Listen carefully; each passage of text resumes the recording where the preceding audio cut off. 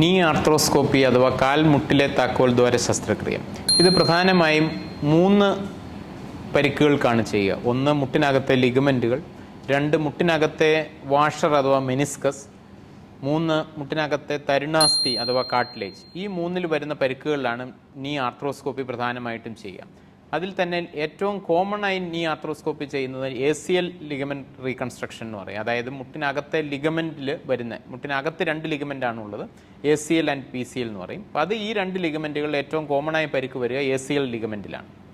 അതുപോലെ മുട്ടിനകത്തെ മെനിസ്കസ് എന്ന് പറയുന്ന വാഷർ, അതായത് അസ്ഥികൾ തമ്മിൽ ഉരയാതിരിക്കുന്ന വാഷറിൽ വരുന്ന പരിക്കുകളും നമ്മൾ കീഹോൾ ശസ്ത്രക്രിയ വഴിയാണ് കറക്റ്റ് ചെയ്യുക.